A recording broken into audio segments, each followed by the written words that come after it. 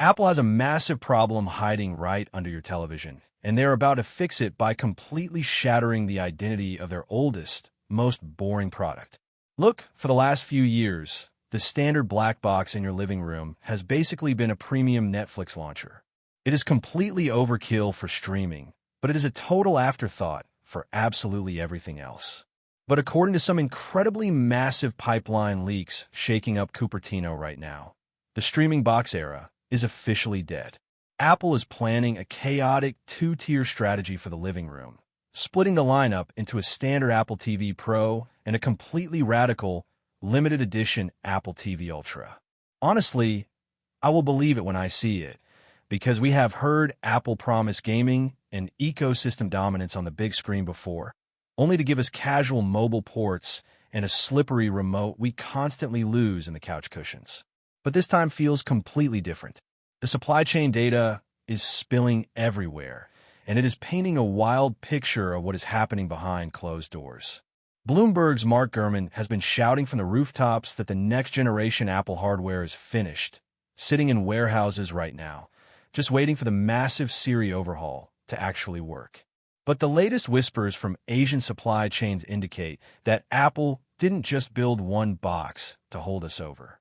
They built a baseline upgrade and a high-performance monster aimed directly at Sony, Microsoft, and Nintendo.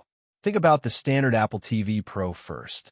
According to analyst Ming-Chi, this is your safe, iterated daily driver.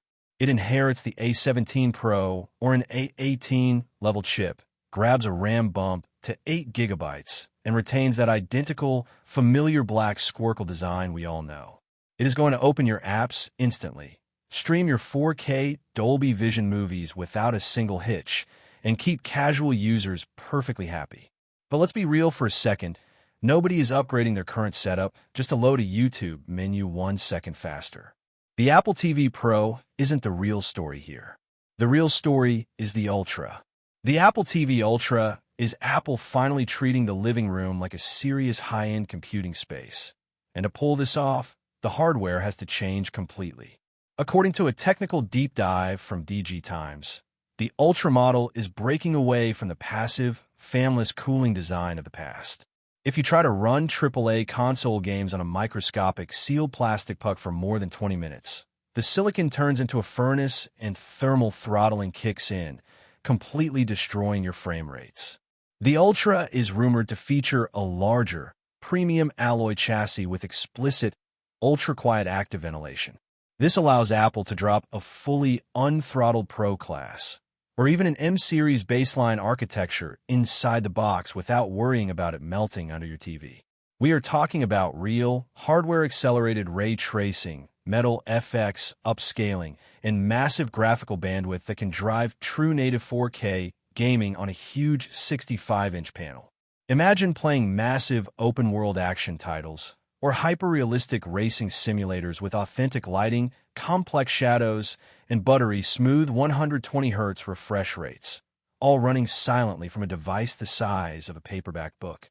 Speaking of those high refresh rates, display analyst Ross Young has hinted at Apple securing tighter integrations for variable refresh rate pipelines on external displays, which perfectly aligns with this hardware push. The graphics power alone completely shifts the conversation from a basic media streamer to a legitimate mini console. But wait, can Apple actually convince real gamers to abandon their PlayStation or Xbox? Drop a comment below right now. Would you ever genuinely replace a dedicated gaming console with a superpowered Apple box? Or is the Apple tax just too high for mobile-first arcade games? Let me know what you think, because the game library is exactly where this entire strategy could fall apart. Apple Arcade is great for families. It has zero annoying ads, zero predatory in-app purchases, and complete cloud save syncing across your iPhone, iPad, and Mac. But the Ultra cannot survive on casual puzzle games. Sources referencing Mac attacker claim Apple is aggressively funding massive controller-first console ports behind closed doors to launch alongside this exact machine. They want actual heavy-hitting titles that make sense on a massive VE display, fully leveraging standard Bluetooth 6 controller connectivity with virtually zero latency. Adding fuel to the fire, leaker Shrimp Apple Pro recently noted some internal chassis redesigns that suggest Apple is making room for completely new wireless antenna structures, maximizing controller range and stability so your inputs never drop during a boss fight. But the Ultra isn't just a gaming box by night. It is designed to be the ultimate always-on smart home brain during the day. The LEC reports that Apple is baking their proprietary N1 networking chip directly into the Ultra motherboard.